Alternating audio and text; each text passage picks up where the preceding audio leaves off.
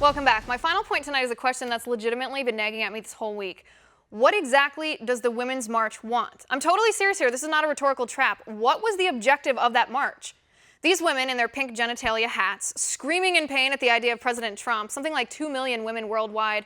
I find it very suspicious that none of them could articulate exactly what their march was about. Women's rights, I heard that a couple of times, but what women's rights are in jeopardy here? Please tell me, law by law, line by line, statute by statute, what exactly is President Trump going to damage, or what rights is he going to deprive women? Tell me, please. I'm an independent woman. I want to stick up for women's rights, especially if they're on the chopping block. I have a platform. I can make a difference, but I cannot find women's rights at risk under President Trump. Now, some of you talked about misogyny, but that can't be right either because you voted for Hillary Clinton, who willingly accepted $25 million from Saudi Arabia, where women are veiled, abused, oppressed, and killed. Your rude comments about First Lady Melania Trump were okay, some others said, because she's enabling a misogynist by staying married to him.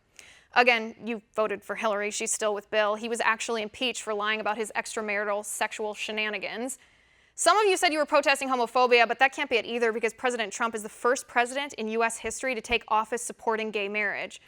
A few of you had signs that read science, which I found particularly odd. Apparently, you're not talking about science that says unborn baby is a human being. You didn't celebrate motherhood, the most mystical, magical, wonderful feminine experience. Instead, you seem to promote vulgarity. So Occam's razor at work here leaves us with two demands from the Women's March. One, you want free birth control, and two, you want unlimited access to abortion for any reason, and you'd love if taxpayers paid the tab.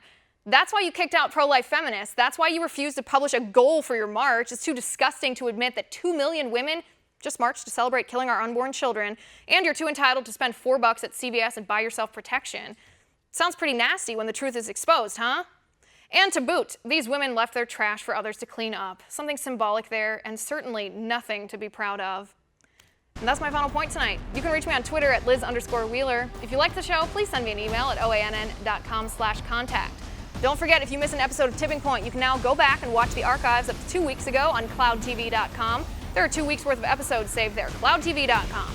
In the meantime, catch us live here tomorrow at 9 p.m. Eastern, and until then, have a good night.